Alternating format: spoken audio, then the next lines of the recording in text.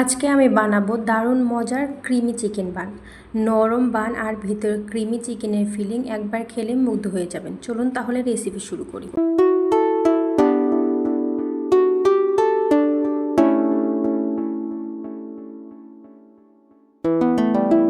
তো hello everyone, আসসালামু আলাইকুম। সকলে কেমন আছেন? আশা করি সকলে ভালো আছেন। আলহামদুলিল্লাহ আমি অনেক ভালো আছি।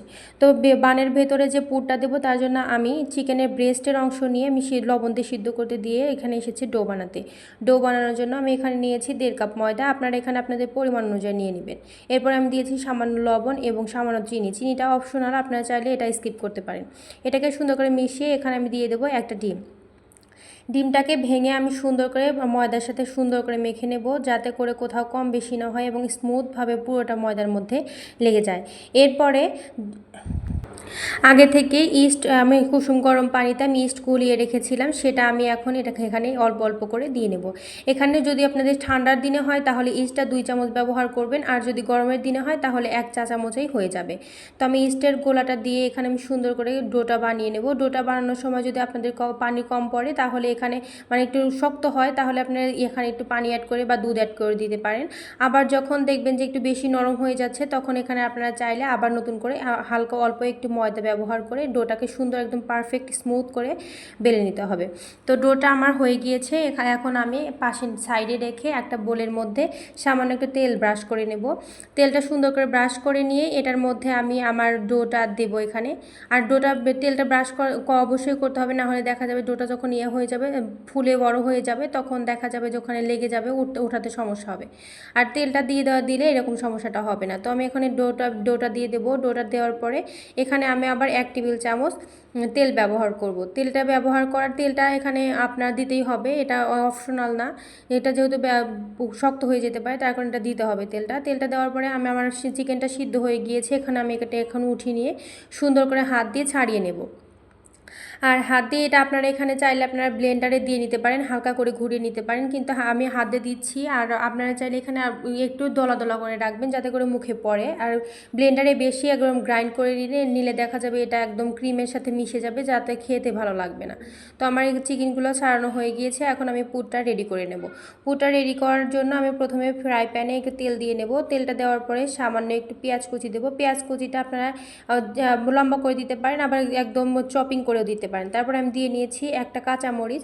যেহেতু আমি আমার বাচ্চা সহ খাবে যার কারণে আমি ঝালটা একটু কম দিয়েছি। তো এটাকে আমি সুন্দর করে একটু ভেজে নেব। ভেজে নেওয়ার পরে এখানে আমি দিয়ে দেব সামান্য পরিমাণে ময়দা।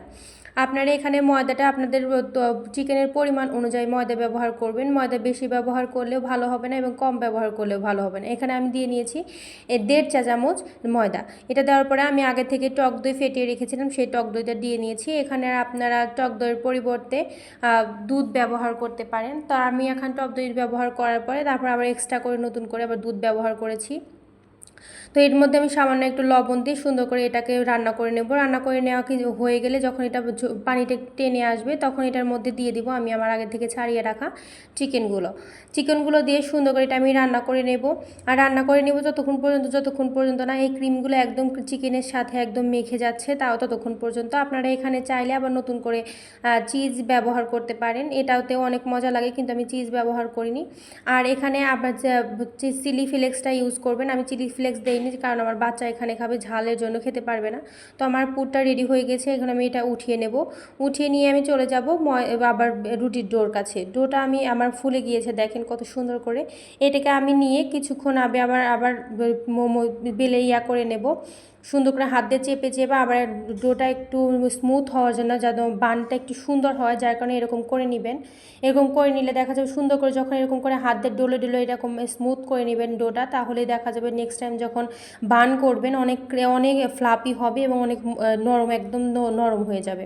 যার কারণে এটা করতে হবে। এটা করার পরে আমি এটাকে আবার বল বানিয়ে রেখে কিছুক্ষণের জন্য আবার ঢাকা রেখে দেবো।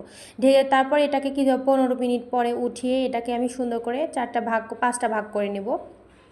আপনারা আপনাদের কতটুকুন করে কয়টা বানাবেন বা কতটুকুন পরিমাণ কতটুকুন আকারে বানাবেন সেই অনুযায়ী ভাগ করে নেবেন। তো আমি এখানে আগে 5টা সুন্দর করে বল বানিয়ে আবার 10 মিনিটের জন্য ঢেকে রেখেছিলাম। তারপরে আমি একটা একটা করে নিয়ে এখন আমি আমার যে বানের শেপটা দেবো, এর জন্য আমি কোনো ময়দা বা তেল ইউজ করিনি। এটা এমনি রুটিটা আমি শুধু বেলনা দিয়ে শুধুই বেলে নিয়েছি। এখানে তেল ব্যবহার করা যাবে না বা এখানে ময়দা ব্যবহারও করা যাবে না, যে তার পরে দেখা যাবে বানটা ভালো হবে না। তো আমার এটা একদম পাতলা করে রুটির মতো বেলা যাবে না, নান রুটি যেভাবে বেলে ওইরকম করে বেলতে হবে। তারপরে এর মধ্যে আমি পুরটা দিয়ে সুন্দর করে মুখটা লাগিয়ে দিব। এই দেখেন মুখটা সুন্দর একদম চেপে চেপে সুন্দর করে লাগিয়ে দিবেন, যাতে এটা পরবর্তীতে খুলে না যায়। সুন্দর করে একদম মুখটা সুন্দর করে লাগিয়ে দিবেন। তো আমার হয়ে গিয়েছে। দেখেন এইভাবে আমি পরপর সবগুলোকে আপনারা চাইলে এইভাবেও রাখতে পারেন না, কিন্তু আমি এখানে একটু হালকা বেলে নিয়েছি, আপনারা চাইলে ওরকম স্বাভাবিকভাবে রাখতে পারেন।